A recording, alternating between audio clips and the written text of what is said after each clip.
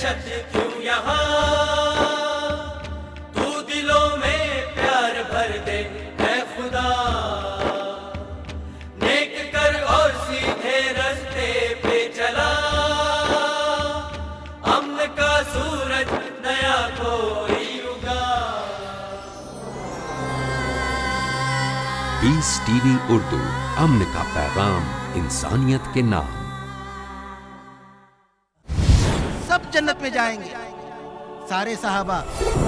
अल्लाह ताला ने मुहाजिर और अंसार सहाबा के लिए कोई शर्त नहीं लगाई। फरमाया रज़ी अल्लाहु अन्हुम व रज़ू अन, अल्लाह उनसे राजी हो गया और वो अल्लाह से राजी हो गया। लेकिन बाद में आने वालों के लिए इत्तिबाए सहाबा की शर्त लगाई कि बेहतर तरीके से इनकी पैरवी करें, तब अल्लाह ताला उनसे राजी होगा और वो अल्लाह से राजी होगा।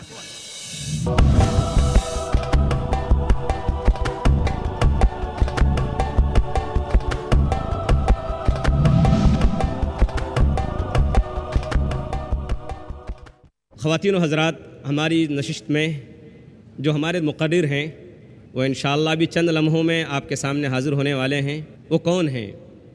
जिन्होंने मदीना यूनिवर्सिटी से शोबे हदीस से PhD की डिग्री हासिल की है, जो इब्न क़य्यिम रिसर्च सेंटर चेन्नई के नायब सदर हैं, जो इस्लामिक इंटरनेशनल स्कूल चेन्नई के शोबे अरबी के सदर हैं, जिनकी किताब है अक़ज़ियतुल खुलफ़ाए राशिदीन, जो कुल्लियतुल हदीस व दरासातिल इस्लामिया बेंगलोर और मदरसा मंबउल हसनात कुंभकोणम तमिलनाडु के नाज़िम तालीमात हैं, जो रुकन मजलिस शूरा जमीयत अहले हदीस हिंद हैं। मेरी मुराद है डॉक्टर RK नूर साहब से कि वो तशरीफ़ लाएं और मकाम सहाबा के उन्वान पर अपने ख़यालात का इजहार फरमाएं। डॉक्टर RK नूर साहब।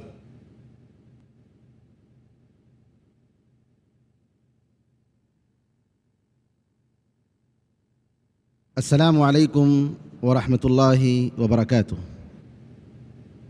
बिस्मिल्लाहिर रहमानिर रहीम।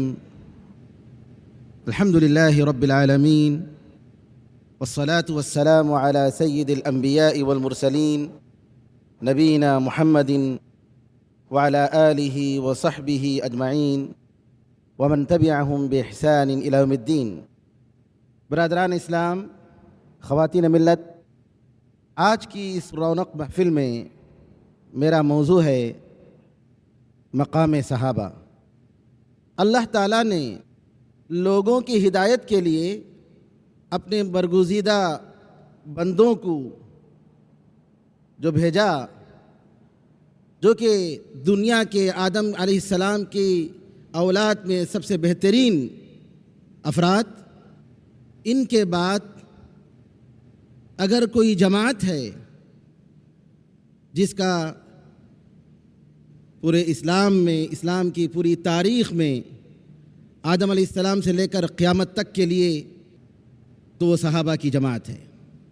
सहाबा की जमात जिनको जन्नत की सर्टिफिकेट दी गई, जिनका मकाम बुलंद कुरान व हदीस में ज़िक्र किया गया, जिनके ईमान व अमल की गवाही दी गई, जिनके इखलास व सच्चाई की गवाही दी गई, जिनके रुकू व सजदा, रातों में तहज्जुद, अल्लाह ताला की खशियत, गिरिया व बुकारी की गवाही दी गई, जिनके खुशू व खुजू की गवाही दी गई, जिनके बारे में बताया गया कि वो अल्लाह से मोहब्बत करते हैं और अल्लाह उनसे मोहब्बत करते हैं, जिनके ज़ाहिर व बातिन की पाकीज़गी की गवाही दी गई, जिनकी अमानत, दियानत, जुर्अत, तवाज़ो, हुस्न अखलाक की गवाही दी गई, जिनके ज़ुहद व तक़वा, ईसार नफ्स और अल्लाह ताला की राह में सब कुछ लुटा देने की गवाही दी गई, जिनके गुनहगारों को बख्शिश की गवाही दी गई।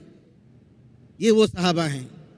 मेरे भाइयों बहनों, ये जो सर्टिफिकेटें दी गई हैं, आपको मालूम है कि ये ईमानी शहादतें, ये जन्नती सर्टिफिकेटें, ये आसमानी प्राइज़ें किसी अमेरिका, यूरोप, यूनेस्को या यूनाइटेड नेशन या दुनिया के किसी ईवानों से नहीं, जहां झूठों को सच्चाई की सर्टिफिकेट दी जाती है। جہاں ظالم و جابر کو امن کا پیغامبر قرار دیا جاتا ہے، جہاں معصوم و بےکس کی جان، مال، دولت، عزت و آبرو لوٹنے والوں کو عدل و انصاف کا تغمہ دیا جاتا ہے، بلکہ یہ آسمانی شہادتیں ہیں جن کو ساتوں آسمان کے اوپر خالق ارض و سما، حاضر و غیب کا جاننے والا اللہ رب العزت والجلال نے دی ہے۔ قرآن و حدیث میں صحابہ کے تعلق سے بہت سارے نصوص و احادیث آئے ہیں، لیکن ان کا ذکر کرنے سے پہلے ضروری ہے ہم یہ جانیں کہ صحابی کس کو کہتے ہیں۔ خاتم النبیین محمد صلی اللہ علیہ وسلم کے ساتھیوں کے لیے صحابی کا لفظ استعمال ہوتا ہے۔ صحابی صحابہ کا مفرد ہے، اور صحابی ہر اس شخص کو کہتے ہیں جو ایمان کی حالت میں نبی کریم صلی اللہ علیہ وسلم سے ملاقات کرے اور ایمان ہی پر اس کی موت واقع ہوئی ہو۔ اس میں صحابہ کے مرد و عورت، چھوٹے بڑے، معذور و غیر معذور، سارے کے سارے صحابہ اس میں شامل ہیں۔ قرآن کریم صحابہ کی مختلف تقسیم کرتا ہے۔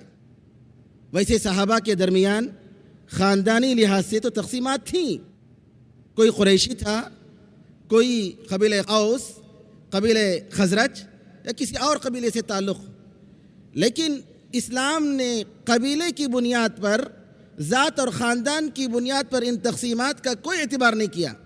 صحابہ کے درمیان جو فضیلتیں تھیں، جو تقسیمات تھیں، اس میں سے ایک تقسیم مہاجرین اور انصار۔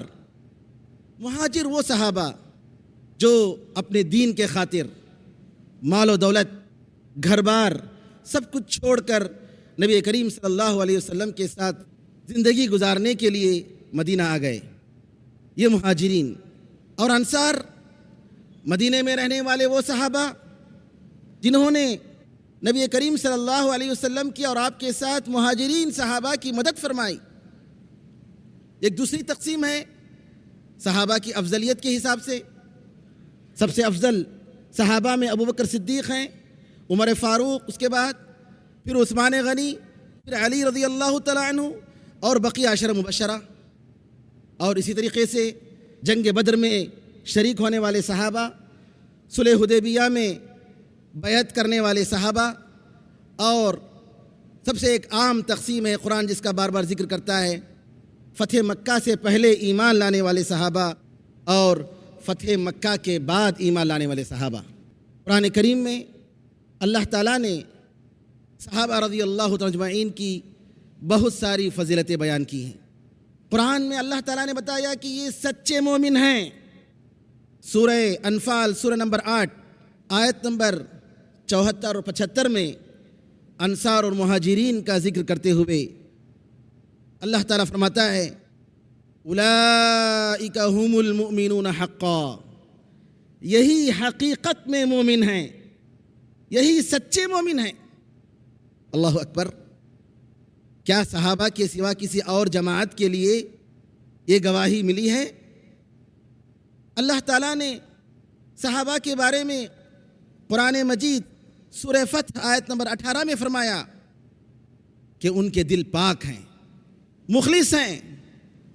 اللہ تعالیٰ فرماتا ہے لقد رضی اللہ عن المؤمنین اذ یبایعونک تحت الشجرہ فعلم ما فی قلوبہم فانزل السکینۃ علیہم واثابہم فتحا قریبا۔ اللہ تعالیٰ مؤمنین سے راضی ہو گیا جب وہ تمہارے ہاتھ پر اے محمد بیعت کر رہے تھے درخت کے نیچے۔ اللہ تعالیٰ نے ان کے دلوں کی حالت کو جان لیا تو سکینت کو تعریف فرمائی اور ایک قریب میں فتح نصیب فرمایا۔ سورہ حشر آیت نمبر 8 میں اللہ فرماتا ہے للفقراء المہاجرین الذین اخرجوا من دیارہم واموالہم یبتغون فضلا من اللہ ورضوانا وینصرون اللہ ورسولہ اولئک هم الصادقون۔ یہ مال غنیمت ان غریب مہاجروں کے لیے ہے جو اپنے گھروں سے نکالے گئے، ان کے مال و دولت سے نکالے گئے۔ کس بنا پر؟ صرف اس وجہ سے کہ وہ اللہ تعالیٰ کا فضل اور اس کی رحمت کی تلاش میں نکلے تھے، اس کی خوشنودی کی تلاش میں نکلے تھے۔ اللہ اور اس کے رسول کی مدد کرتے ہیں، یہی سچے ہیں۔ اللہ تعالیٰ نے ان کی عبادت کی خوشخبری، ان کی عبادت کی قبولیت کی خوشخبری بتائی، کہا کہ ان کی عبادت بہت ہی عمدہ طریقے سے ہوتی ہے۔ سورہ فتح آیت نمبر 29 میں اللہ فرماتا ہے محمد الرسول اللہ، محمد اللہ کے رسول ہیں، والذین معہ اشداء علی الکفار رحماء بینہم، جو ان کے ساتھ ہیں کافروں پر بڑے سخت ہیں، آپس میں ایک دوسرے پر رحم کرنے والے ہیں۔ تراہم رکعا سجدا یبتغون فضلا من اللہ ورضوانا سیماہم فی وجوہہم من اثر السجود، آپ ان کو دیکھیں گے کہ رکوع کر رہے ہیں، سجدہ کر رہے ہیں، اللہ تعالیٰ کی فضل کی تلاش میں، اس کی خوشنودی کی تلاش میں، سجدے کے نشانات ان کے پیشانیوں پر ہیں۔ اللہ تعالیٰ نے ان کے بارے میں گواہی دی کہ یہ اللہ کے خوف سے روتے ہیں۔ سورہ مائدہ آیت نمبر 83 میں اللہ فرماتا ہے وَإِذَا سَمِعُوا مَا أُنزِلَ إِلَى الرَّسُولِ تَرَىٰ أَعْيُنَهُمْ تَفِيضُ مِنَ الدَّمْعِ مِمَّا عَرَفُوا مِنَ الْحَقِّ يَقُولُونَ رَبَّنَا آمَنَّا فَاكْتُبْنَا مَعَ الشَّاهِدِينَ، رسول صلی اللہ علیہ وسلم کی طرف جن آیتوں کو اتارا جاتا ہے، اگر یہ صحابہ سنتے ہیں تو اللہ تعالیٰ کہتا ہے اے محمد، آپ دیکھیں گے کہ ان کے آنکھوں سے آنسو ڈبڈبا جاتے ہیں، حق کے پہچاننے کی بنا پر کہتے ہیں اے ہمارے پروردگار، ہم ایمان لائے، گواہ دینے والوں میں ہمیں شمار فرما۔ اللہ تعالیٰ نے صحابہ کے مالداروں کی تعریف کی۔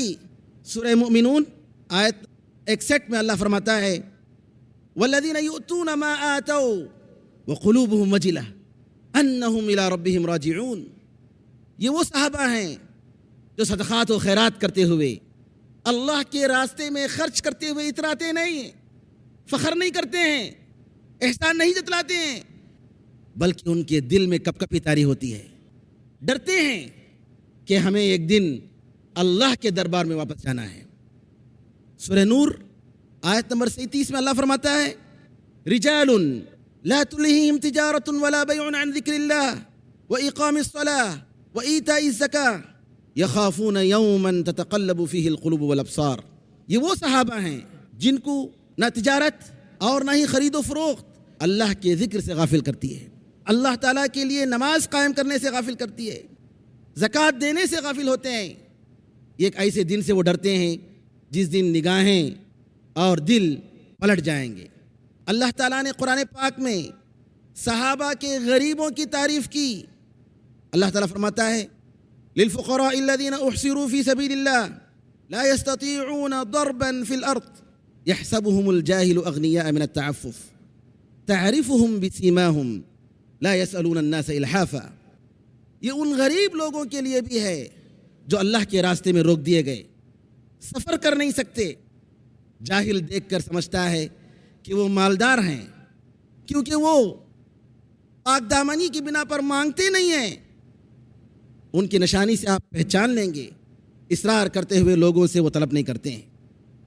اللہ تعالیٰ نے صحابہ کے بارے میں بتایا کہ اللہ تعالیٰ ان سے راضی ہو گیا، اور یہ صحابہ کرام اللہ سے راضی ہو گئے۔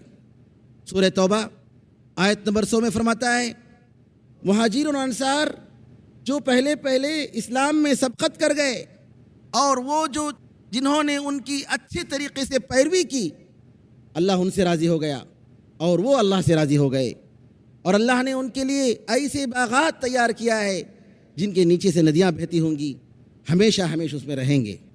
اللہ تعالیٰ نے نبی کریم صلی اللہ علیہ وسلم کو حکم دیا کہ صحابہ سے مشورہ کریں، ان کے لیے معافی مانگیں اللہ تعالیٰ سے۔ اللہ تعالیٰ نے قرآن پاک میں صحابہ کے بارے میں بتایا کہ ان کے گنہگاروں کو اللہ نے معاف فرما دیا، ان کے گناہوں کے ذکر کرنے کے بعد بتایا کہ اللہ نے ان کے گناہوں کو معاف فرما دیا، اور اسی طریقے سے اللہ تعالیٰ نے کئی جگہ میں سارے صحابہ کے لیے جنت کا وعدہ کیا۔ سورہ حدید سورہ نمبر 57 آیت نمبر 10 میں اللہ فرماتا ہے کہ وہ لوگ جو فتح مکہ سے پہلے خرچ کیے اور وہ جو فتح مکہ کے بعد خرچ کیے دونوں برابر نہیں ہو سکتے۔ پہلے جن لوگوں نے خرچ کی ان کا بہت بڑا مقام ہے، لیکن وَكُلًّا وَعَدَ اللَّهُ الْحُسْنَى، سب کے ساتھ اللہ تعالیٰ نے جنت کا وعدہ کیا ہے۔ نبی کریم صلی اللہ علیہ وسلم کی سنت میں دیکھتے ہیں کہ صحابہ کی کیا فضیلتیں ہیں۔ نبی کریم صلی اللہ علیہ وسلم نے صحابہ کے بارے میں بتایا، صحیح بخاری کی روایت ہے، عمران بن حسین رضی اللہ تعالیٰ عنہ کہتے ہیں خیر القرون قرنی ثم الذین یلونہم ثم الذین یلونہم، سب سے بہترین زمانہ میرا زمانہ ہے، اس کے بعد آنے والا زمانہ ہے صحابہ کا زمانہ، اس کے بعد آنے والا زمانہ ہے تابعین کا زمانہ۔ ایک اور روایت میں تبع تابعین کا بھی ذکر آتا ہے۔ صحیح مسلم کی ابو موسیٰ رضی اللہ تعالیٰ عنہ کی روایت ہے کہ نبی کریم صلی اللہ علیہ وسلم فرماتے ہیں تارے آسمان کے محافظ ہیں، جب تارے ختم ہو جائیں گے تو آسمان کے ساتھ وہ ہوگا جس کا وعدہ کیا گیا ہے، یعنی قیامت آئے گی، اور میں میرے صحابہ کے لیے محافظ ہوں، میں جب چلا جاؤں گا تو میرے صحابہ پر وہ سب فتنے آئیں گے جن کا ان کے ساتھ وعدہ ہوا ہے، اور میرے صحابہ میری امت کے لیے محافظ ہیں، گارڈ ہیں، جب صحابہ ختم ہو جائیں گے تو میری امت پر وہ ساری چیزیں آئیں گی جن کا ان کے ساتھ وعدہ کیا گیا ہے۔ محترم سامعین، صحابہ کی وہ جماعت ہے جس میں ابو بکر صدیق جیسا وہ صحابی جو امت میں سب سے افضل ترین، سب سے سچے، جو نبی کریم صلی اللہ علیہ وسلم کے ساتھ ہر معاملے میں رہتے تھے، عمر فاروق جن کے بارے میں نبی کریم صلی اللہ علیہ وسلم نے فرمایا کہ شیطان اگر کسی راستے سے تمہیں دیکھتا ہے تو دوسرا راستہ اپناتا ہے، جن کے بارے میں نبی کریم صلی اللہ علیہ وسلم نے فرمایا کہ اگر میرے بعد کوئی نبی ہوتا تو عمر ہوتے۔ عثمان غنی رضی اللہ عنہ وارضاہ، دنیا میں کوئی انسان ایسا نہیں جس کی نکاح میں نبی کی 2 بیٹیاں آئی ہوں سوائے عثمان رضی اللہ عنہ کے۔ وہ عثمان جن کے بارے میں نبی کریم صلی اللہ علیہ وسلم نے فرمایا فرشتے تک ان سے شرماتے ہیں۔ علی رضی اللہ تعالیٰ عنہ جن کے بارے میں نبی کریم صلی اللہ علیہ وسلم نے فرمایا اللہ اور اس کے رسول اس سے محبت کرتے ہیں اور وہ اللہ اور اس کے رسول سے محبت کرتے ہیں۔ وہ علی جن کے بارے میں نبی کریم صلی اللہ علیہ وسلم نے بتایا کہ مومن تم سے محبت کرے گا اور منافق تم سے نفرت کرے گا۔ صحابہ کی جماعت میں ابو عبیدہ رضی اللہ تعالیٰ عنہ جیسا شخص جن کے بارے میں نبی کریم صلی اللہ علیہ وسلم نے فرمایا امت کے سارے افراد میں یہ سب سے امانت دار شخص ہیں۔ زبیر بن العوام نبی کریم صلی اللہ علیہ وسلم کے خاص دوست، خدیجہ رضی اللہ تعالیٰ عنہ وہ صحابی عورت، وہ ام المؤمنین جن پر جبریل علیہ السلام نے سلام کیا، عائشہ رضی اللہ تعالیٰ عنہ نبی کریم صلی اللہ علیہ وسلم کی پیاری بیوی، حسن اور حسین رضی اللہ عنہما جن کے بارے میں نبی کریم صلی اللہ علیہ وسلم نے بتایا کہ جنت کے نوجوانوں کے سردار ہیں، فاطمہ رضی اللہ عنہا جن کے بارے میں نبی کریم صلی اللہ علیہ وسلم نے کہا کہ جنت کی عورتوں کی سردار ہیں، حمزہ شہیدوں کے سردار، خالد بن ولید اللہ کی تلوار، محمد ابن مسلمہ جن کی گواہی کو 2 آدمیوں کے گواہیوں کے برابر بنائی گئی۔ بتائیے کیسی یہ فضیلتیں، ایسے افراد انسانوں کی کس جماعت میں مل سکتے ہیں؟ سامعین، صحابہ رضی اللہ تعالیٰ اجمعین کو یہ بلند مقام کیوں کر نصیب ہوا؟ کیا یہ مقام اس لیے نصیب ہوا کہ وہ عرب سے تھے؟ کیا یہ مقام اس لیے نصیب ہوا کہ وہ مدینے میں اور مکے میں رہتے تھے؟ صحابہ رضی اللہ تعالیٰ اجمعین کی بہت ساری خصوصیات ہیں، یہ رتبہ بلند ملا جس کو مل گیا۔ ان خصوصیتوں میں ایک خصوصیت یہ تھی کہ نبی کریم صلی اللہ علیہ وسلم کے یہ صحابہ آپ کے تربیت یافتہ تھے۔ نبی کریم صلی اللہ علیہ وسلم کے ان صحابہ کو آپ کی تربیت کا شرف حاصل ہوا، آپ ان کے مربی تھے، آپ ان کے معلم تھے۔ صحابہ آپ صلی اللہ علیہ وسلم سے بلا واسطہ استفادہ کرتے تھے، صحابہ کے معاملات نبی کریم صلی اللہ علیہ وسلم کے سامنے پیش ہوتے تھے، آپ فیصلہ فرماتے تھے، صحابہ آپ سے نجی زندگی کے مسائل میں مشورہ کرتے اور آپ ان کی رہنمائی فرماتے۔ غرض آپ صلی اللہ علیہ وسلم صحابہ کے روحانی باپ تھے. نبی کریم صلی اللہ علیہ وسلم کے ساتھ ان کا بیٹھنا اٹھنا ہوتا تھا. کھانا پینا، عبادات کا مسئلہ ہو، لین دین کا معاملہ ہو، پرائیویٹ لائف ہو یا سوشل لائف، حضر ہو یا سفر، صلح ہو یا خوف، سارے امور میں نبی کریم صلی اللہ علیہ وسلم صحابہ کے لیے نمونہ تھے. دوسری بات یہ ہے کہ فہم دین میں صحابہ کا مقام. انبیاء کے بعد اگر کوئی ایسی جماعت ہے جس نے دین اسلام کو بہتر طریقے سے سمجھا ہے تو وہ صحابہ کی جماعت ہے. صحابہ کے بعد جتنی جماعتیں آئی ہیں وہ سب کے سب دین کے سمجھنے میں صحابہ کے محتاج ہیں. اس کے کئی اسباب ہیں. ایک تو یہ ہے کہ صحابہ نے دین اسلام کو بالکل تر و تازہ دیکھا، بالمشافہہ اور بلا واسطہ نبی کریم صلی اللہ علیہ وسلم سے دین کو سیکھا، جبکہ دین اسلام پر ابھی وہ زمانہ نہیں آیا جس میں لوگوں نے دین کے نام پر کئی بدعتوں کا ایجاد کیا. نمبر 2، صحابہ خالص عرب تھے اور عربی زبان ان کی اپنی مادری زبان تھی. قرآن کریم کا معنی و مطلب سمجھتے تھے. اگر کہیں اشکال ہوتا تو رسول اللہ صلی اللہ علیہ وسلم سے پوچھ لیتے تھے. نمبر 3، صحابہ نے ان حالات و مقامات کو اپنی آنکھوں سے دیکھا جن میں قرآن کریم کا نزول ہوا، جن میں نبی کریم صلی اللہ علیہ وسلم نے قولی یا عملی ہدایات دیں. وہ دور جس میں شریعت سازی کا مبارک عمل پورا ہوا، جس میں اسلامی قانون کی مضبوط بنیاد اور مستحکم عمارت قائم ہوئی، انہوں نے نزول وحی کے اسباب و کیفیات کا ملاحظہ کیا.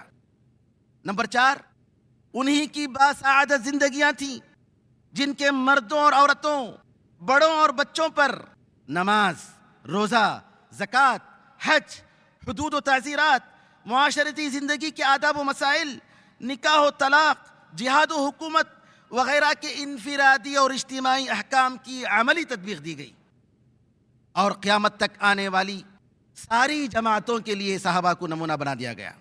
نمبر 5، صحابہ نے اسلام کو ایک مکمل نظام حیات سمجھا. صحابہ نے دین اسلام کو صرف ایک نظریے کی حیثیت سے نہیں دیکھا بلکہ ایک مکمل نظام حیات اور انسانیت کے لیے واحد ذریعہ نجات سمجھا، جس کی وجہ سے ان کی زندگیاں دین رحمت کی مجسم مثالیں بن گئیں، جن کی اطاعت و فرما برداری، خلوص للہیت کو دیکھ کر اللہ اور اس کے رسول صلی اللہ علیہ وسلم نے ان کے عمل پر مہر قبولیت ثبت کر دی. نمبر 6، صحابہ رضی اللہ تعالیٰ عنہم اجمعین کا ایمان بعد میں آنے والے امت کی سارے افراد کے ایمان سے بہت ہی زیادہ مضبوط اور مکمل تھا. صحابہ کے پاس اللہ کے کسی حکم یا خبر اور نبی کریم صلی اللہ علیہ وسلم کی کسی بات پر شک و شبہ یا اعتراض کی کوئی گنجائش نہیں تھی. قرآن کریم میں ماضیہ کی خبریں ذکر ہوتی ہیں تو اس طرح صحابہ یقین کرتے تھے کہ گویا خود اس زمانے میں وہ موجود ہیں، وہ زندہ ہیں. قیامت کے مناظر، دوزخ کے عذاب کا ذکر ہوتا تو صحابہ اکرام رضی اللہ اجمعین کے ایمان و یقین کا یہ عالم ہوتا کہ ان کے رونگٹے کھڑے ہو جاتے اور ان پر کپ کپی طاری ہو جاتی. گناہ اگر ان سے سرزد ہو جاتی تو توبے کی تڑپ ایسی ہوتی کہ نبی کریم صلی اللہ علیہ وسلم کی خدمت میں حاضر ہوتے اور کہتے، اللہ کے رسول، مجھ سے فلاں گناہ سرزد ہو گیا ہے، مجھے پاک کیجئے، مجھے پاک کیجئے. نمبر 7، صحابہ اللہ اور اس کے رسول کریم صلی اللہ علیہ وسلم کی اطاعت و فرما برداری میں اپنی مثال آپ تھے. صحابہ میں اللہ تعالیٰ اور اس کے رسول صلی اللہ علیہ وسلم کی اطاعت و فرما برداری کا جذبہ کوٹ کوٹ کر بھرا ہوا تھا. اگر اللہ کا کوئی حکم آ جاتا، رسول اللہ صلی اللہ علیہ وسلم کا کوئی پیغام آ جاتا، پھر صحابہ سراپا اطاعت بن جاتے. ادھر اعلان ہوتا کہ اللہ تعالیٰ نے شراب کو حرام قرار دے دیا، ادھر مدینے کی گلیاں شراب کی نالیاں بن جاتی، لبوں سے لگے ہوئے شراب کے پیالے توڑ دیے جاتے. ادھر اعلان ہوتا کہ گدھے کا گوشت حرام ہے، ادھر گدھے کے گوشت سے بھری پکتی ہوئی ہانڈیوں کو الٹا کر دیا جاتا.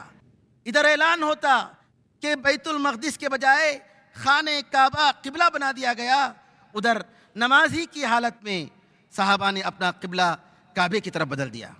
نمبر 8، صحابہ رضی اللہ عنہم اجمعین نبی کریم صلی اللہ علیہ وسلم سے بے پناہ محبت رکھتے تھے.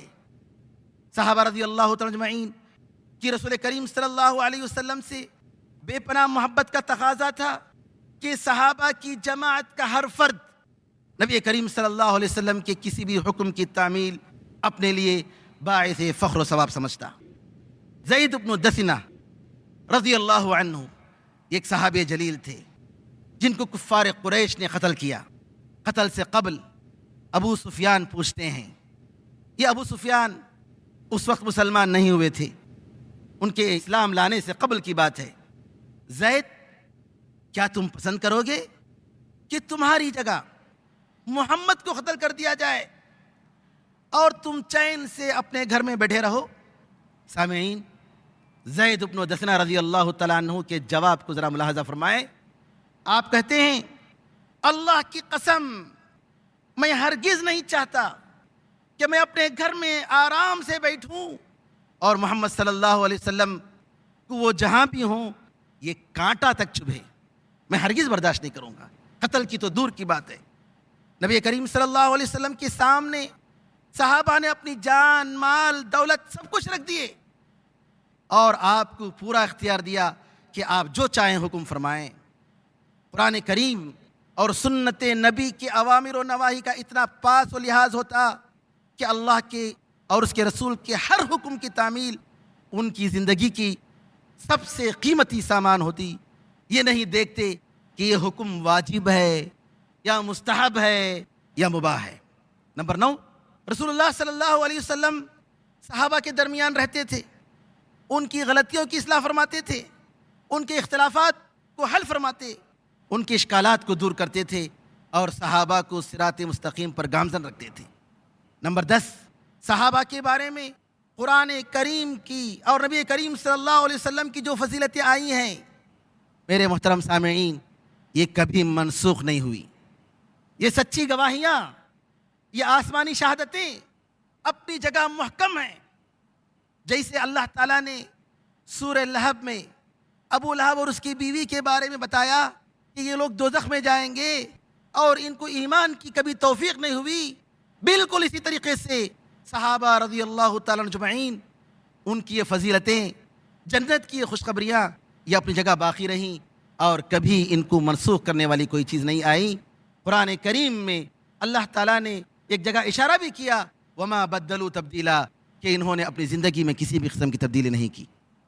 نمبر 11، رسول کریم صلی اللہ علیہ وسلم کے زمانے کے بعد بھی صحابہ رضی اللہ عنہ اجمعین کے ایثار و قربانی، اطاعت و فرما برداری کا وہی عالم تھا جو آپ کی زندگی کے وقت تھا۔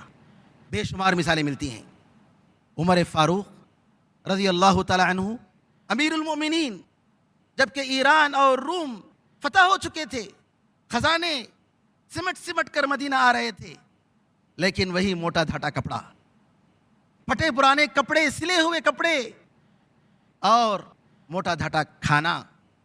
عمر فاروق کی اس حالت کو دیکھ کر صحابہ کہتے ہیں، عمر فاروق کی بیٹی ام المؤمنین حفصہ رضی اللہ تعالیٰ عنہ سے، ام المؤمنین ذرا آپ جائیے اور اپنے ابا سے کہیے کہ اب تو اللہ تعالیٰ نے مسلمانوں کو خوشحال بنایا ہے، دولت کی فراوانی ہے، ابا سے کہیے کہ ذرا اچھا کھائیں، نرم غذا کھائیں۔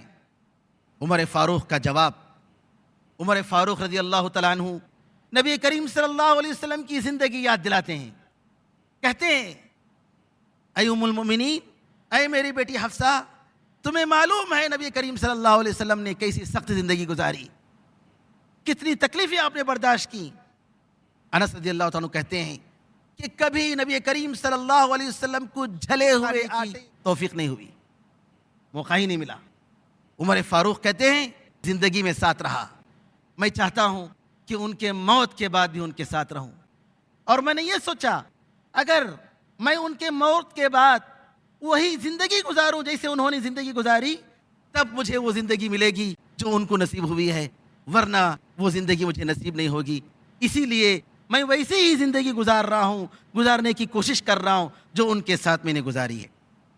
جریر بن عبداللہ البجلی رضی اللہ تعالیٰ عنہ نبی کریم صلی اللہ علیہ وسلم سے بیعت کرتے ہیں کہ میں اللہ کے لیے، اللہ کے رسول کے لیے، اللہ کی کتاب کے لیے، ذمہ داروں کے لیے اور مسلمانوں کے لیے خیر خواہ بنوں گا۔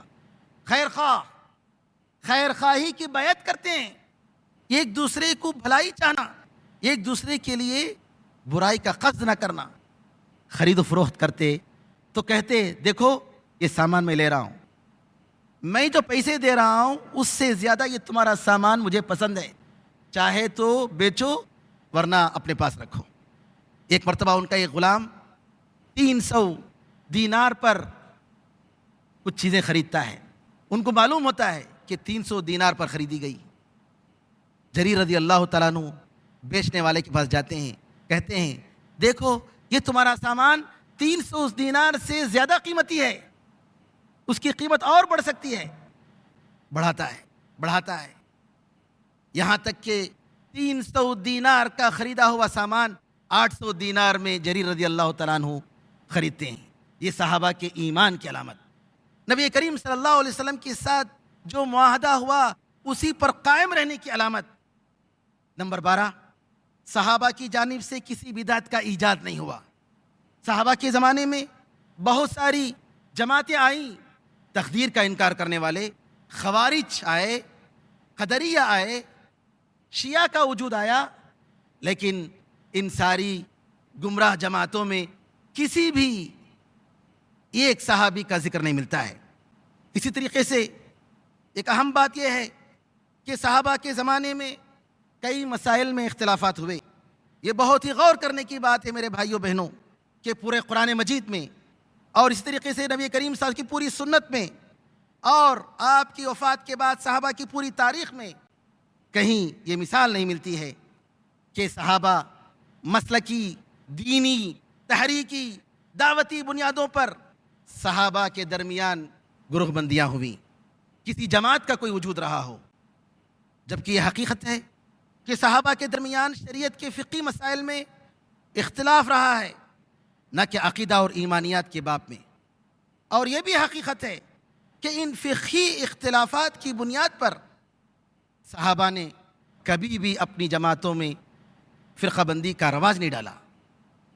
ابوبکر صدیق، عمر فاروق کے درمیان فقہی مسائل میں اختلافات تھے، عمر فاروق اور علی رضی اللہ عنہما کے درمیان فقہی مسائل میں اختلافات تھے، بلکہ معاویہ رضی اللہ تعالیٰ عنہ جنگ صفین کے بعد بھی علی رضی اللہ تعالیٰ عنہ سے فتوے مانگتے تھے۔ طلحہ رضی اللہ تعالیٰ عنہ آپ کے بیٹے محمد علی رضی اللہ تعالیٰ عنہ کے پاس آتے ہیں، جبکہ طلحہ رضی اللہ تعالیٰ عنہ اور علی رضی اللہ تعالیٰ عنہ کے درمیان جنگ جمل میں ایک طرف سے طلحہ اور دوسری طرف علی رضی اللہ تعالیٰ عنہ اپنی فوجوں کے ساتھ تھے، لڑائی ہوئی، لیکن علی رضی اللہ تعالیٰ عنہ طلحہ رضی اللہ عنہ کے بیٹے کو ساتھ بٹھا کر کہتے ہیں میرے اور تمہارے ابا کے بارے میں یہ آیت اتری وَنَزَعْنَا مَا فِي صُدُورِهِم مِّن غِلٍّ إِخْوَانًا عَلَى سُرُرٍ مُتَقَابِلِينَ کہ اللہ نے فرمایا کہ جنت میں ان کے دلوں سے ہم کینہ کپٹ کو نکال دیں گے، ایک دوسرے کے بھائی بھائی ہوں گے اور نمدوں پر گدوں پر بیٹھ کر آپس میں ایک دوسرے سے بات کر رہے ہوں گے۔ میرے اور تمہارے ابا جان کے بارے میں قرآن کریم نے یہ بتایا۔ ان ساری خصوصیتوں کی بنا پر صحابہ ساری امت کے لیے نمونہ بن گئے۔ نبی کریم صلی اللہ علیہ وسلم کا جہاں ذکر ہوتا ہے وہیں پر اللہ تعالیٰ کے ان صحابہ کا ذکر ہوتا ہے۔ اللہ تعالیٰ فرماتا ہے قُلْ هَذِهِ سَبِيلِي أَدْعُو إِلَى اللَّهِ عَلَى بَصِيرَةٍ أَنَا وَمَنِ اتَّبَعَنِي وَسُبْحَانَ اللَّهِ وَمَا أَنَا مِنَ الْمُشْرِكِينَ کہہ دیجئے یہ میرا راستہ ہے، میں اللہ کے راستے کی طرف بلاتا ہوں، جہالت پر نہیں، نادانی پر نہیں، علم کی روشنی میں، بصیرت کے ساتھ۔ کون؟ میں اور میرے ماننے والے، میری پیروی کرنے والے۔ کون تھے؟ یہ صحابہ اکرام۔ اور اسی طریقے سے ان راہ مومنین کا جہاں ذکر ہوتا ہے، نبی کریم صلی اللہ علیہ وسلم کی اطاعت کا ذکر ہوتا ہے، سبیل المؤمنین کا اللہ تعالیٰ نے جہاں ذکر فرمایا وہیں نبی کریم صلی اللہ علیہ وسلم کی اطاعت کا ذکر فرمایا۔ وَمَن يُشَاقِقِ الرَّسُولَ مِن بَعْدِ مَا تَبَيَّنَ لَهُ الْهُدَى وَيَتَّبِعْ غَيْرَ سَبِيلِ الْمُؤْمِنِينَ نُوَلِّهِ مَا تَوَلَّى وَنُصْلِهِ جَهَنَّمَ وَسَاءَتْ مَصِيرًا۔ اللہ فرماتا ہے اگر کوئی شخص رسول کی مخالفت کرتا ہے جبکہ ہدایت واضح ہو چکی ہے اور مؤمنوں کے سوا کسی اور کا راستہ اپناتا ہے۔ مومنین سے مراد کون ہے؟ صحابہ کرام۔ جس زمانے میں یہ آیت نازل ہوئی وہی مومنین تو مراد ہیں، یا کہ 10ویں صدی یا 11ویں صدی یا 12ویں صدی کے بعد آنے والی یہ جماعتیں مراد ہیں؟ بے شک صحابہ مراد ہیں۔ مومنین کا سب سے پہلا خطاب ان صحابہ کو ملا ہے۔ کیا ضرورت تھی سبیل المؤمنین کے ذکر کرنے کی؟ وَمَن يُشَاقِقِ الرَّسُولَ مِن بَعْدِ مَا تَبَيَّنَ لَهُ الْهُدَى، جو رسول کی مخالفت کرتا ہے ہدایت کے واضح ہونے کے بعد۔ دوسری شرط لگاتا ہے اللہ تعالیٰ، وَيَتَّبِعْ غَيْرَ سَبِيلِ الْمُؤْمِنِينَ، اور مومنین کے سوا کسی اور کے راستے کو اپناتا ہے۔ علماء نے کہا کہ سبیل المؤمنین سے مراد سبیل الصحابہ، یہ صحابہ کا راستہ ہے، یہ صحابہ کی راہ ہے۔ اللہ تعالیٰ فرماتا ہے اگر کوئی ایسا کرتا ہے نولیہ ما تولی، ہم اس کے راستے پر اسے جانے دیتے ہیں، ونصلہ جہنم، اور اس کو ہم دوزخ میں داخل کریں گے، وساءت مصیرا، اور کیا ہی برا ٹھکانہ ہے۔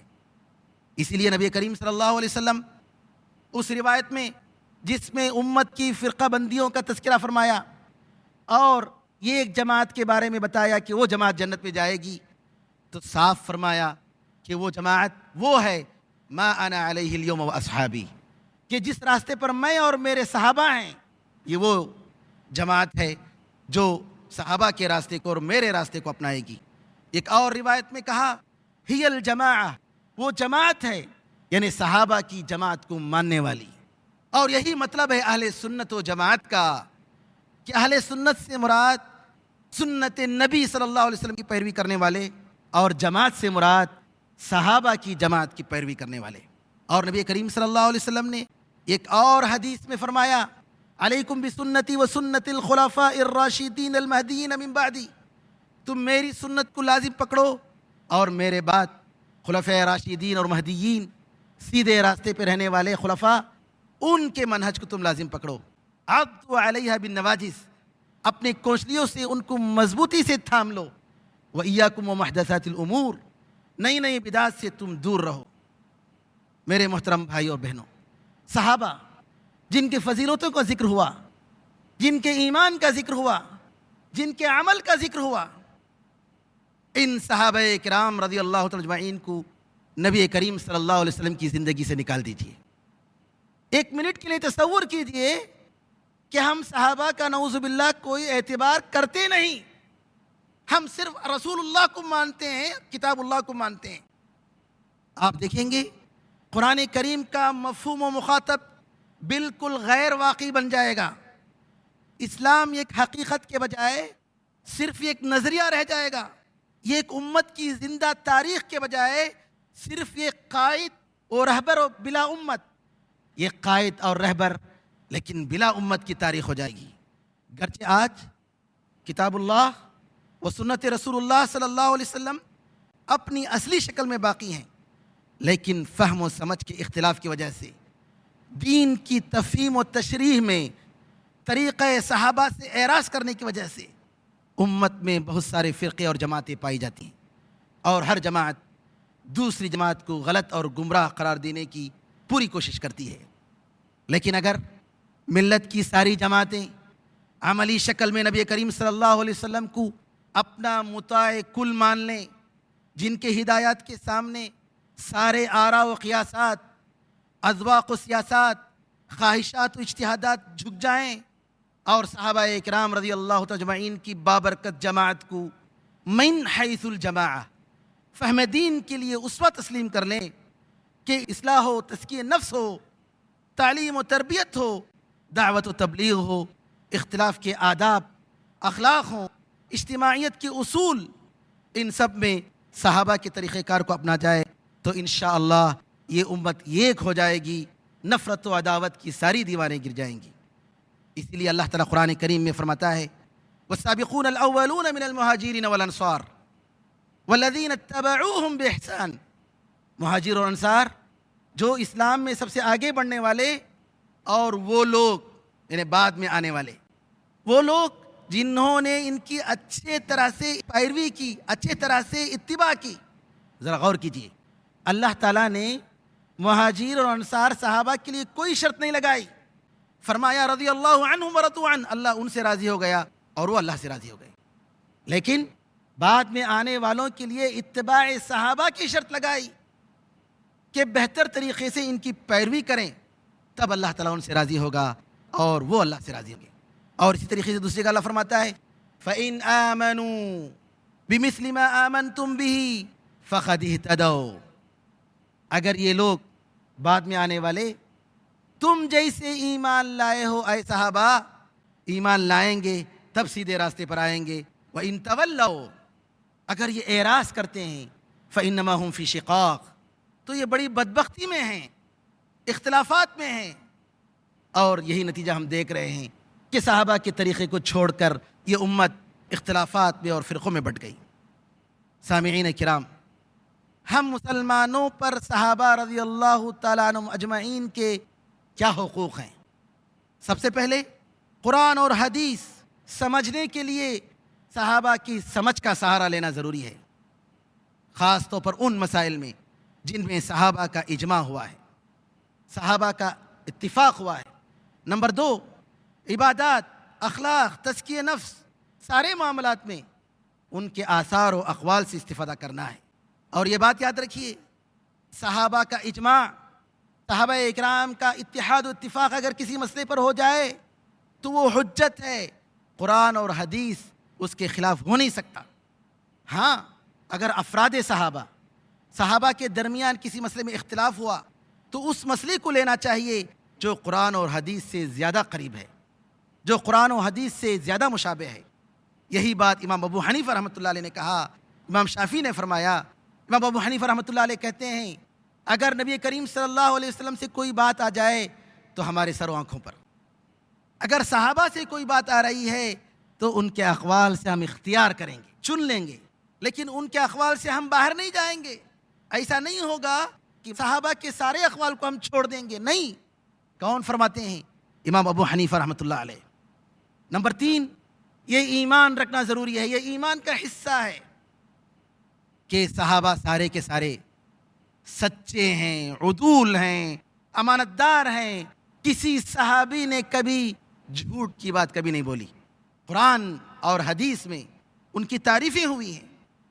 نبی کریم صلی اللہ علیہ وسلم کی کوئی حدیث بتاتے، صحابہ کا یہ عالم ہوتا، کب کبھی طاری ہو جاتی، ڈرنے لگتے کہ کہیں ایسا نہ ہو کہ ہم نبی کریم صلی اللہ علیہ وسلم پر جھوٹ بول دیں، کوئی غلط بات ہم سے طاری ہو جائے، نکل جائے۔ یہ عالم ہوتا نبی کریم صلی اللہ علیہ وسلم کے صحابہ کا۔ صحابہ کہتے ہیں کہ ہم خود نہیں جانتے تھے کہ جھوٹ کیا ہے۔ وما كنا نعرف الكذب، ہمیں معلوم نہیں تھا کہ جھوٹ کیا ہے۔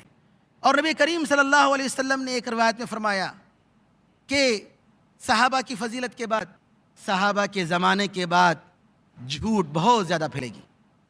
صحابہ کے بعد کے زمانے کے بارے میں فرمایا کہ جھوٹ آئے گی، صحابہ کے زمانے میں نہیں۔ نمبر 5، یہ ایمان رکھنا ضروری ہے کہ اللہ تعالیٰ نے سارے صحابہ کو معاف کر دیا۔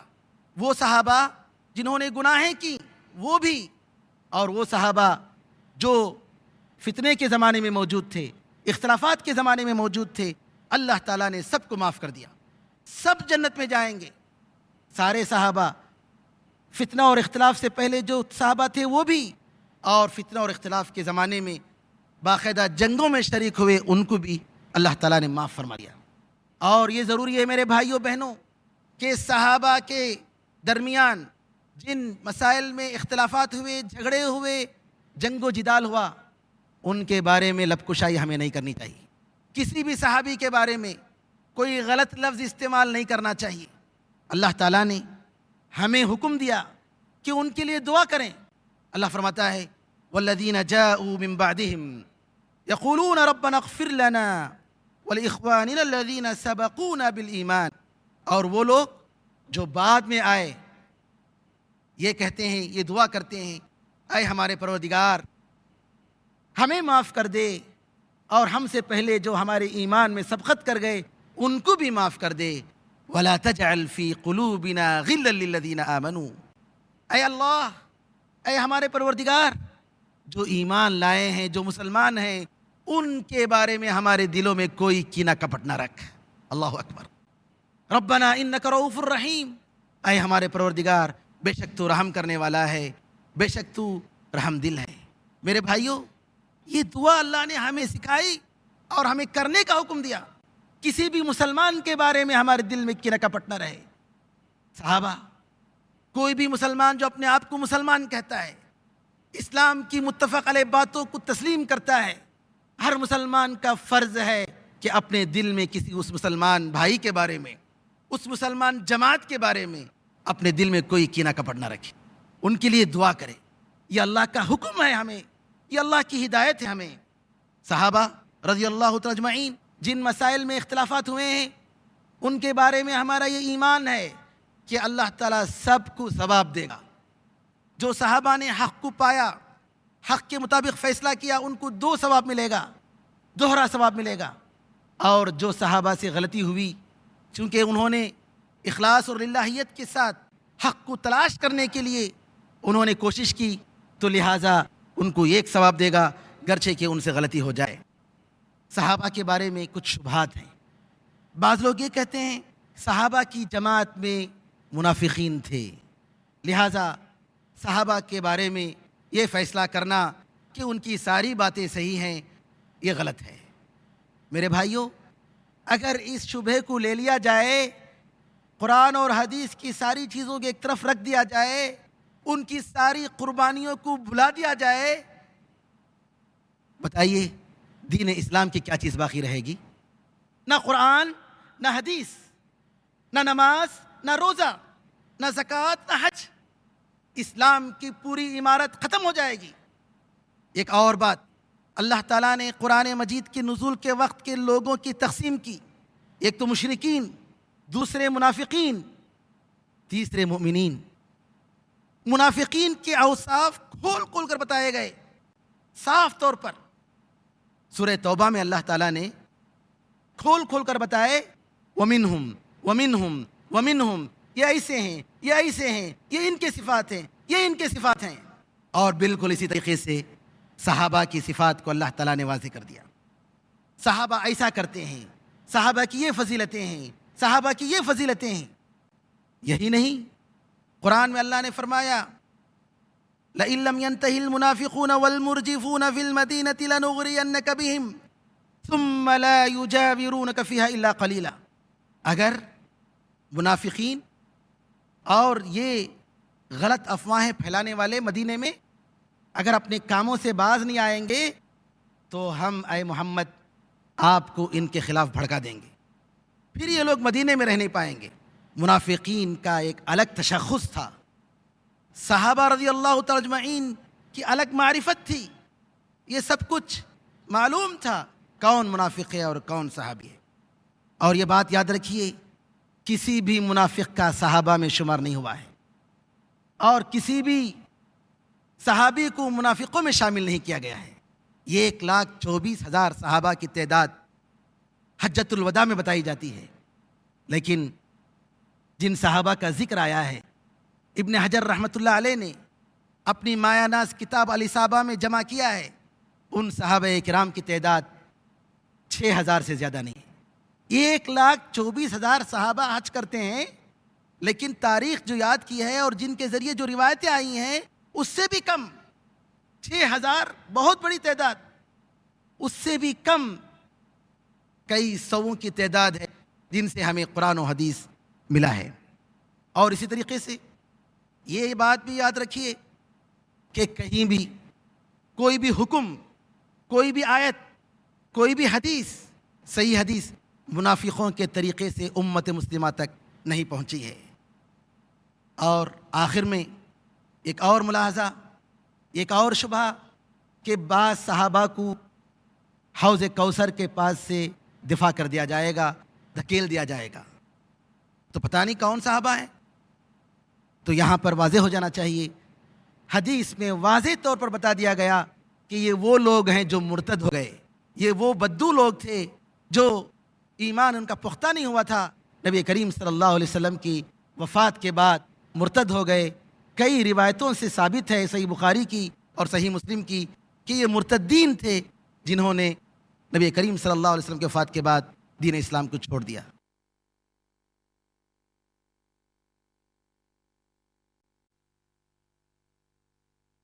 میرے بھائیوں بہنوں، صحابہ ایک بڑی تاریخ ہے، ہمارا فرض بنتا ہے کہ ہم صحابہ کو پڑھیں، سیکھیں ان کی زندگی کو، اور ان کی زندگی کے مطابق عمل کرنے کی کوشش کریں۔ اے اللہ، ہمارے پاس اتنا عمل نہیں، کوئی ایسا عمل نہیں جو تیرے دربار میں لائیں، لیکن اے اللہ بے شک ہم تیرے رسول سے محبت رکھتے ہیں، تیرے صحابہ سے محبت رکھتے ہیں۔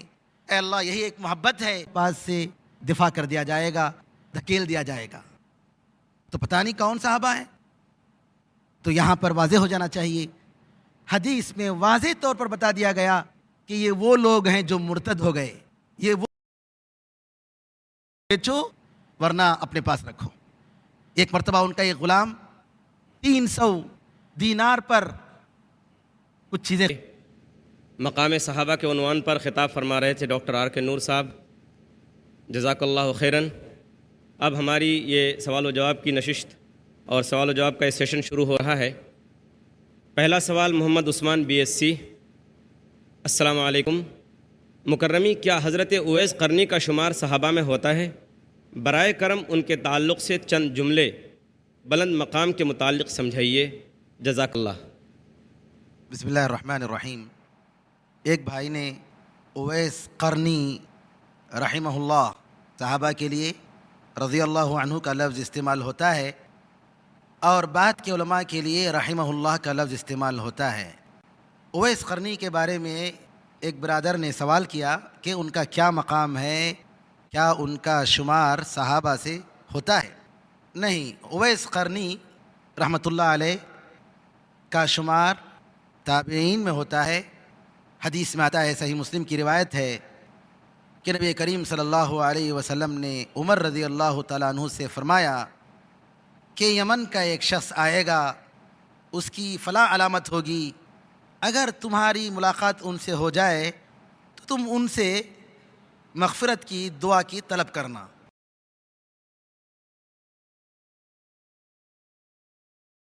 ان کی زندگی میں ساتھ رہا، میں چاہتا ہوں کہ ان کے موت کے بعد بھی ان کے ساتھ رہوں، اور میں نے یہ سوچا اگر ایک اور ملاحظہ، نمبر 5، یہ ایمان رکھنا ضروری ہے کہ اللہ تعالیٰ نے سارے صحابہ کو معاف کر دیا، وہ صحابہ جنہوں نے گناہیں کی وہ بھی، اور ان کے بعد اگر کسی کا مقام ہے تو تبع تابعین کا مقام ہے۔ یہ 3 جنریشن جنہوں نے جو اسلام کے زمانے سے، رسول کریم صلی اللہ علیہ وسلم کے زمانے سے بہت ہی قریب، تو بیچو ورنہ اپنے پاس رکھو۔ ایک مرتبہ ان کا ایک غلام 300 دینار پر کچھ چیزیں خریدتا ہے، ان کو معلوم ہوتا ہے کہ 300 دینار پر خریدی گئی۔ یہ اللہ کی ہدایت ہے ہمیں۔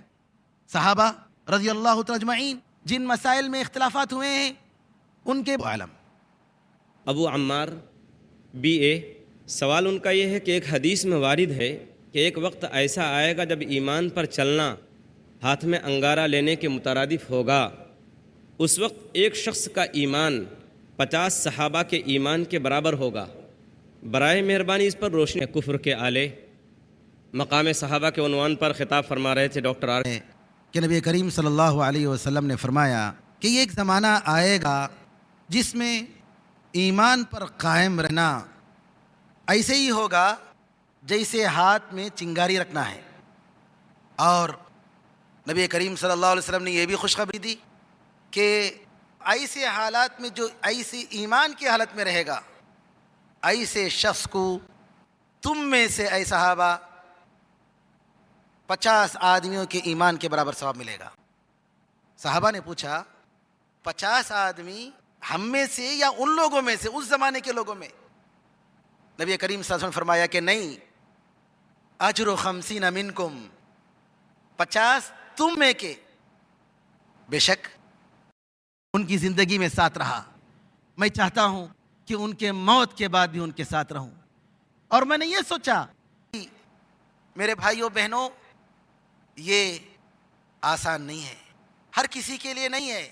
یہ فضیلت جو رسول کریم صلی اللہ علیہ وسلم نے بتائی، ایسے آزمائشوں اور امتحانات کے موقع پر جہاں ایمان پر حملہ ہو رہا ہے، اسلام پر حملہ ہو رہا ہے، اسلام کی باتوں پر عمل کرنے کو دہشت گردی سے تعبیر کیا جا رہا ہے، صحیح توحید اور صحیح اسلام کی طرف دعوت دینے والے کو کافر کہا جا رہا ہے، اگر کوئی شخص نبی کریم صلی اللہ علیہ وسلم اور صحابہ کے ایمان پر قائم ہے، ظاہر سی بات ہے کہ نبی کریم صلی اللہ علیہ وسلم کا وہ زمانہ جس میں نبی کریم صلی اللہ علیہ وسلم کا وجود، فرشتے اللہ تعالیٰ کی طرف سے صحابہ کی مدد کے لیے اترتے ہیں، ایسے حالات اور وہ حالات جو بالکل بے کسی کے حالات، آدمی ڈرتے ہوئے اسلام کے قانون پر عمل کر رہا ہے، پتہ نہیں کل کیا ہوگا، کوئی جرم نہیں، ہم نے کسی کو نہ مارا، ہم نے کسی کو قتل نہیں کی، ہم نے کسی کو نہ لوٹا، صرف اس بنا پر ہم یہ کہتے ہیں کہ اللہ ایک ہے، ہم اسلام کے نمائندے ہیں، ہم مسلمان ہیں، ہم دین رحمت کے پیغمبر ہیں، دین رحمت ہم بتانا چاہتے ہیں۔ ظاہر سی بات ہے اگر ان حالات میں اس ایمان اور اس عقیدے کے ساتھ کوئی آدمی، کوئی دائی، کوئی پکا مسلمان، مخلص مسلمان اگر قائم ہے تو بتائیے کیا 50 صحابہ اکرام رضی اللہ اجمعین کا ثواب اس کو ملنا چاہیے کہ نہیں ملنا چاہیے؟ یہ اللہ تعالیٰ کی طرف سے نعمت ہے، اس دین کو بچانے کے لیے اللہ تعالیٰ ایسے لوگوں کو زندہ کرے گا۔ جی پھوکوں سے یہ چراغ بجھایا نہیں جائے گا، آزمائشیں آئیں گی، لیکن میرے بھائیوں بہنوں، آج ایک مسلمان عورت کو پردے کے ساتھ نکلنے کے لیے تانے پڑتے ہیں، لیکن اگر کوئی عورت، کوئی مسلمان عورت اسلام کے حدود کا لحاظ کرتی ہے، لوگوں کی باتوں کا اعتبار نہیں کرتی ہے، بے شک اس مسلمان عورت کو آج کے 14ویں صدی ہجری کے زمانے میں ضرور 50 صحابی عورتوں کا ثواب ملے گا جو نبی کریم صلی اللہ علیہ وسلم کے ساتھ تھے۔ واللہ اعلم۔ جزاک اللہ، بہت اچھا سوال اور بہت اچھا جواب۔ عبید اللہ غلام رسول BA، آپ کا سوال یہ ہے، آپ صلی اللہ علیہ وسلم کی حدیث کے مطابق صحابہ کی زندگی سے ہم تعلیم لے سکتے ہیں، تو اگر کسی مسئلے میں صحابہ اور نبی کے درمیان اختلاف پایا جائے تو اسلام اس سلسلے میں کیا رہنمائی کرتا ہے؟ برادر محترم کا شکریہ ادا کرتا ہوں کہ جو بات میری تقریر میں آ گئی، مزید وضاحت کے لیے انہوں نے سوال کیا۔ دیکھیے، ایک عام اسلام کا ایک قاعدہ ہے، اسلام کا ایک عام اور اصولی بات ہے، کسی بھی انسان کی بحیثیت فرد اتباع اور اطاعت نہیں کی جائے گی، 100% اس کی بات مانی نہیں جائے گی سوائے رسول کریم صلی اللہ علیہ وسلم کے۔ رسول کریم صلی اللہ علیہ وسلم فرد مطلق ہیں، وہ واحد فرد ہیں جن کی ساری باتیں 100% برحق ہیں، یہ ایک بات بھی ان کی غلط ہو نہیں سکتی، ناممکن بات ہے۔ نبی کریم صلی اللہ علیہ وسلم نے کہہ دیا ما خرج منہ الا حق، اس زبان سے سوائے حق کے کچھ نہیں نکلا، اور اللہ نے بتا دیا وما ينطق عن الهوى ان هو الا وحی یوحى، وہ اپنے نفسانی خواہش سے بات نہیں کرتے، جو بھی کہتے ہیں وہ اللہ کی طرف سے، حدیث بھی وہی ہے، حدیث بھی اللہ کی طرف سے ہے، قرآن بھی اللہ کی طرف سے ہے۔ اگر صحابی، کسی صحابی کا اختلاف، کسی صحابی کا کوئی قول، اور ہرگز نہیں ہو سکتا کہ کوئی صحابی جان بوجھ کر نبی کریم صلی اللہ علیہ وسلم کی کسی بات کی مخالفت کرتے ہوں، ناممکن ہے، لیکن اگر کسی صحابی سے ایسی کوئی بات ہمارے سامنے آتی ہے کہ حدیث کے مخالف ہے، تو بے شک ہمارا فرض بنتا ہے کہ کسی اچھے معنی میں اس کو محمول کریں۔ نبی کریم صلی اللہ علیہ وسلم کی بات کے سامنے نہ کسی صحابی کی بات مانی جائے گی، نہ کسی امام کی بات مانی جائے گی، نہ کسی ولی کی بات مانی جائے گی، نہ کسی عالم کی بات مانی جائے گی۔ اطیعوا اللہ و اطیعوا الرسول، اللہ کی اطاعت کرو، رسول کی اطاعت کرو، وَأُولِي الْأَمْرِ مِنْكُمْ، اور تمہیں جو ذمہ دار ہیں، جو علماء ہیں، ان کی بھی بات مانو۔ فَإِن تَنَازَعْتُمْ فِي شَيْءٍ فَرُدُّوهُ إِلَى اللَّهِ وَالرَّسُولِ، لیکن اگر تم کسی مسئلے میں اختلاف کر بیٹھو تو اس کو اللہ رسول کی طرف واپس لے جاؤ۔ کیا کہتے ہیں دیکھو، صحابہ، ہم نے جب کہا کہ صحابہ کی اتباع کرنی چاہیے تو صحابہ رضی اللہ تعالیٰ عنہ من حیث الجماعہ، جماعت کے حساب سے، فرد کی حیثیت سے رسول کریم صلی اللہ علیہ وسلم، لیکن اگر ایک جماعت کی حیثیت سے اگر آپ کسی کو فلی، کمپلیٹلی، مطلقاً اطاعت کرنا چاہتے ہیں، کسی جماعت کی بات کو ماننا چاہتے ہیں، صحابہ کی جماعت کو نہیں ہے۔ اگر کسی مسئلے میں صحابہ کا اتفاق ہو گیا، وہ بات غلط نہیں ہو سکتی، کسی مسئلے میں صحابہ کا اجماع ہو گیا وہ بات غلط نہیں ہو سکتی. آج مختلف جماعتیں ہیں. آج کی جماعتوں میں جن مسائل میں آپس میں اتفاق ہوتا ہے، ایک جماعت نے اتفاق کیا، دوسری جماعت نے دوسرے مسئلے میں اتفاق کیا، اس میں غلطی کی گنجائش ہے. لیکن صحابہ رضی اللہ تعالیٰ اجمعین کی جماعت اگر کسی مسئلے میں اتفاق کر جاتی ہے، یہ باطل ہو نہیں سکتا، غلطیاں ہو نہیں سکتی. سارے مسلمانوں پر فرض ہے کہ اس کو لیں. مثال کے طور پر بہت سارے مسائل ہیں. نبی کریم صلی اللہ علیہ وسلم کی محبت کا تقاضا. بہت لوگ کہتے ہیں نبی کریم صلی اللہ علیہ وسلم سے محبت کرتے ہیں، اور ہر مسلمان کو چاہیے کہ نبی کریم صلی اللہ علیہ وسلم سے محبت کرے. سوال یہ ہوتا ہے کہ صحابہ بھی نبی کریم صلی اللہ علیہ وسلم سے ہم سے زیادہ محبت کرتے تھے، لیکن کیا محبت کے نام پر آج جو کام ہو رہا ہے صحابہ نے ان کاموں کو کیا؟ دین میں ان کا ایجاد کیا؟ ہرگز نہیں. اسی طریقے سے بہت ساری چیزیں قرآن کریم کا مفہوم، قرآن خود اپنی تفسیر بتاتا ہے، پھر اس کے بعد حدیثوں میں تفصیلات آئی ہیں، صحابہ اکرام کی زندگی میں اس کی تفسیر ملتی ہے. آج لوگ قرآن پڑھتے ہیں لیکن کیا؟ اپنے سوچ اور سمجھ کے حساب سے، ایسی سوچ جو صحابہ کی سوچ سے، ان کے فہم سے ٹکراتی ہے. اپنے طور سے مطلب نکال لیا. ارے بھائی صحابہ نے کیا کہا ذرا دیکھو. صحابہ کی تفسیر تو موجود ہے. صحابہ سے بڑھ کر قرآن اور حدیث کو سمجھنے والے کون ہو سکتے ہیں؟ تو ہم یہ بتانا چاہتے ہیں میرے بھائیوں بہنوں، نبی کریم صلی اللہ علیہ وسلم سے بڑھ کر مطاع کامل 100% ایک فرد کوئی بھی نہیں ہو سکتا جس کی ساری بات سچی ہو، صحیح ہو، سوائے نبی کریم صلی اللہ علیہ وسلم کی.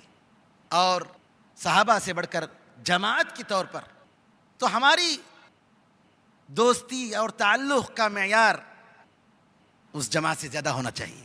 ہم کسی بھی جماعت سے تعلق رکھتے ہوں، لیکن یہ بات یاد رکھیں کہ وہ جماعت جو ہے ایسا ہو نہیں سکتا کہ ان سے غلطی سرزد ہو جائے. لہٰذا ان سے محبت اور ان کے طریقے پر چلنا یہ ہمارا مقصد حیات ہونا چاہیے. واللہ اعلم. ایک بھائی ہیں محمد علی BSc، ان کا سوال یہ ہے، اگر اللہ سبحانہ و تعالیٰ نے ہمیں مال دیا ہے تو بھی کیا ہمیں نبی صلی اللہ علیہ وسلم اور صحابہ رضی اللہ تعالیٰ عنہم اجمعین جیسی زندگی گزارنی چاہیے؟ مثال کے طور پر حضرت عمر. سوال ہے کہ اگر اللہ تعالیٰ نے ہمیں مال دیا ہے، دولت دی ہے، کیا اس کے باوجود ہمیں عمر رضی اللہ تعالیٰ عنہ جیسی زندگی گزارنی چاہیے؟ میرے بھائیوں بہنوں، صحابہ میں بھی مالدار لوگ تھے. عبد الرحمن بن عوف رضی اللہ تعالیٰ عنہ صحابہ میں بہت بڑے بزنس مین، بڑے تاجر، کافی دولت. اور اسی طریقے سے اور بھی صحابہ، عثمان غنی رضی اللہ تعالیٰ عنہ، غنی کا لفظی مالدار. لیکن میرے بھائیوں، دنیا میں جتنی آرام اور آسائش انسان کو نصیب ہوتا ہے، آخرت میں اتنا ہی ثواب کم ہوتا ہے. دنیا کی زندگی بالکل آپ کے لیے ہے، مباح طریقے سے آپ اچھے طریقے سے رہ سکتے ہیں، بہتر طریقے سے رہ سکتے ہیں، مباح. اسلام نے آپ سے کہا اسراف مت کیجئے، لیکن جائز طریقے سے اسلامی حدود میں رہ کر بالکل آپ خرچ کر سکتے ہیں، کوئی حرج نہیں. آپ کے پاس ضرورت کے لیے مختلف گاڑیاں ہو سکتی ہیں، ضرورت کے لیے آپ اپنے پاس ہوائی جہاز رکھ سکتے ہیں، کوئی حرج نہیں. اسلام یہ نہیں کہتا ہے کہ یہ دنیا کی زیب و زینت حرام ہے، نہیں. کس نے کہا کہ اللہ تعالیٰ نے ان زیب و زینت کو حرام کیا ہے؟ ہرگز نہیں. لیکن عمر رضی اللہ تعالی عنہ کا ایمان، ان کا زہد و تقوی، اور آخرت میں نبی کریم صلی اللہ علیہ وسلم کے ساتھ جنت میں رہنے کی تمنا، دنیا کی یہ 60 70 80 سالہ زندگی، عمر رضی اللہ تعالیٰ نے کہا یہ کیا ہے، اس کی کیا ضرورت ہے، ہم وہاں رہیں گے، ہمیں وہ نعمت چاہیے. میرے بھائیوں، اگر آپ مالدار ہیں اور اللہ اور اس کے رسول کریم صلی اللہ علیہ وسلم کی سنت کے مطابق خرچ کرتے ہیں دعوت دین، تعلیم دین اور اسی طریقے سے ویلفیئر، فلاح و بہبود کے کام، ان سب کاموں میں خرچ کرتے ہیں تو بے شک ضرور آپ کو ثواب ملے گا۔ جنت میں جانے کے لیے بہت سارے دروازے ہیں، بہت سارے وسائل ہیں، کہیں عبادت، کہیں صدقہ اور خیرات، کہیں نماز، کہیں روزہ، کہیں حج، کہیں توبہ، کہیں ذکر، کہیں استغفار، بہت ساری چیزیں ہیں جس کے ذریعے انسان جنت میں جا سکتا ہے۔ لیکن جیسا کہ میں نے کہا، جنت کے درمیان بہت سارے مراتب ہیں۔ نبی کریم صلی اللہ علیہ وسلم فرماتے ہیں، ارے جیسے آسمان و زمین کا فرق ہے، اسی طریقے سے ایک جنت اور دوسری جنت کے درمیان کا فاصلہ ہے۔ اور جنت کے اعلیٰ مقام میں رہنے والے اوپر سے دیکھیں گے نیچے رہنے والوں کو، جس طریقے سے ہم تاروں کو دیکھتے ہیں اوپر، اس طریقے سے وہ دیکھیں گے۔ اگر آپ کو وہ مقام چاہیے تو وہ عمر کا ایمان بھی چاہیے، اور ان قربانیوں کو برداشت کرنے کی صلاحیت بھی چاہیے۔ عمر کا ایمان کہاں سے نصیب ہو؟ اللہ تعالیٰ سے دعا کیجیے، اللہ ہمارے گناہوں کو بس معاف فرمائے اور جنت نصیب فرمائے، کسی طریقے سے ہم اللہ تعالیٰ کی رضامندی اور اس کی جنت کے مستحق بن جائیں، آمین، واللہ اعلم۔ مسلمہ ہوم میکر ہیں، بہن کا سوال یہ ہے، عیسیٰ علیہ السلام کی والدہ مریم، بی بی ہاجرہ اور بیوی حوا کو کس طرح دعا دینی چاہیے؟ کیا ہم ان کے نام لینے کے بعد رضی اللہ عنہ کہہ سکتے ہیں؟ ایک بہن کا سوال ہے کہ مریم رضی اللہ عنہا اور اسی طریقے سے فرعون کی بیوی اور اسی طریقے سے جو دوسرے عورتوں کا ذکر قرآن میں آیا ہے یا حدیث میں ان کا مقام ہے، تو ہمیں کیا کہنا چاہیے؟ رضی اللہ عنہا کہنا چاہیے یا علیہ السلام کہنا چاہیے؟ دیکھیے، معنی کے طور پر کوئی فرق نہیں ہے۔ علیہ السلام کے معنی ان پر سلامتی ہو، رضی اللہ عنہا کے معنی اللہ ان سے راضی ہو جائے۔ دونوں دعائیہ کلمات ہیں، یہ بھی دعا ہے اور وہ بھی دعا ہے۔ اللہ جن سے راضی ہو جائے ان پر سلامتی ہے، اور جن پر اللہ تعالیٰ کی سلامتی ہے اللہ ان سے راضی ہو گیا۔ لیکن علماء اسلام کے درمیان ایک اصطلاح چل پڑی ہے کہ انبیاء کے ساتھ علیہ الصلاۃ والسلام ان پر رحمتیں ہوں اور سلامتی ہو، اس کا ذکر ہونا چاہیے، کیونکہ حدیثوں میں ان کا ذکر ملتا ہے۔ نبی کریم صلی اللہ علیہ وسلم نے درود و سلام بھیجنے کا طریقہ بتایا، صلاۃ السلام بھیجنے کا طریقہ بتایا، اللہم صلی علی محمد وعلی آل محمد۔ تو علماء نے کہا کہ انبیاء کرام کے ساتھ علیہ السلام، علیہم السلام، یہ لفظ خاص ہونا چاہیے، اور صحابہ کے ساتھ یا انبیاء کے اوپر جو ایمان لائے تھے ان کے زمانے میں، ظاہر سی بات ہے صحابہ ہیں، فرعون کی بیوی موسیٰ علیہ السلام کے زمانے میں تھی، تو ظاہر سی بات ہے وہ صحابی عورت، موسیٰ علیہ السلام کے صحابہ میں ان کا شمار۔ اور اسی طریقے سے مریم نبی نہیں تھی، مریم نبی نہیں تھی، ان کے زمانے میں یا ان سے پہلے جو انبیاء آئے تھے ان پر ایمان لائی تھی، اسی پر چل رہی تھی۔ اور اللہ تعالیٰ نے قرآن میں کہہ دیا کہ کسی بھی عورت کو ہم نے نبی بنا کر، رسول بنا کر نہیں بھیجا، جتنوں کو بھی ہم نے بھیجا ہے مردوں کو رسول بنا کر بھیجا ہے۔ تو لہٰذا مریم، اگرچہ کہ مریم رضی اللہ عنہا کے ساتھ علیہ السلام کا لفظ چل پڑا ہے، بہتر یہ ہے کہ ان اصطلاحات کا خیال رکھتے ہوئے مریم رضی اللہ تعالیٰ عنہا کہیں، اور اس طریقے سے آسیہ فرعون کی بیوی کے ساتھ بھی رضی اللہ عنہا کا لفظ استعمال کریں، یہ زیادہ بہتر ہے، واللہ اعلم۔ کوثر خان بھائی کا سوال یہ ہے کہ صحابہ کے درمیان اختلافات پر مسلمانوں کا کیا موقف ہونا چاہیے، مثلا جنگ جمل اور جنگ صفین وغیرہ؟ برادر محترم کا سوال ہے، صحابہ رضی اللہ عنہم اجمعین کے درمیان جو جنگیں ہوئیں ان کے بارے میں ہمارا کیا موقف ہونا چاہیے؟ جواب بھی مختصر طور پر میری تقریر میں آ چکا ہے کہ صحابہ کے درمیان جو جنگیں ہوئیں ان کے بارے میں ہم یہ سمجھیں گے، ہمارا یہ ایمان ہونا چاہیے کہ سارے کے سارے صحابہ نے اجتہاد کیا، حق کو پانے کی ان لوگوں نے کوشش کی. جنگیں جو لڑی گئیں، جنگ جمل ہو یا جنگ صفین، غلط نیت سے، غلط ارادے سے نہیں ہوئی،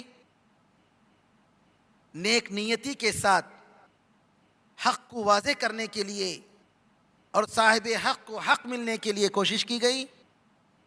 لیکن اجتہاد جب ہوتا ہے تو غلطی کا بھی امکان ہے اور حق کا بھی امکان ہے.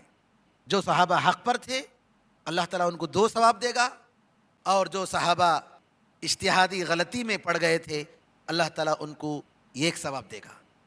ہم علی رضی اللہ تعالیٰ عنہ سے بھی خوش ہیں، ان سے محبت کرتے ہیں، ان کی محبت کو ایمان کا جز سمجھتے ہیں، اور یہ عقیدہ رکھتے ہیں کہ علی رضی اللہ تعالیٰ عنہ سے جو نفرت کرتا ہے وہ مومن نہیں، وہ منافق ہے. ہم معاویہ رضی اللہ عنہ سے بھی محبت کرتے ہیں.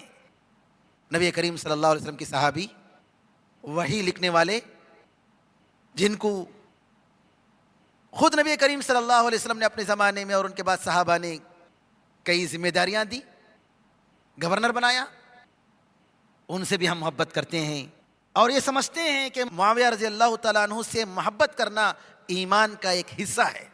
یہ ہمارا عقیدہ ہے.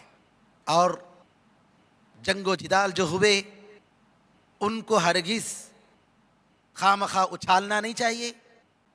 یہ فلاں نے ایسا کیا، فلاں نے ایسا کیا، کسی بھی صحابی کے بارے میں لب کشائی کرنا، غلط لفظ استعمال کرنا کسی بھی مسلمان کے لیے جائز نہیں.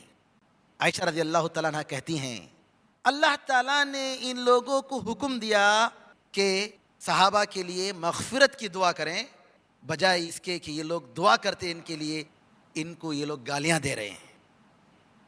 عائشہ رضی اللہ تعالیٰ عنہ ایک اور مناسبت میں کہتی ہیں صحابہ بڑے نیک لوگ تھے، ان کا مقام بڑا اونچا تھا، اللہ تعالیٰ نے نہیں چاہا کہ ان کے ثواب کا سلسلہ ان کی زندگی سے ختم ہو جائے، اس لیے اللہ تعالیٰ نے ان کے خلاف ان کے دشمنوں کو پیدا کیا.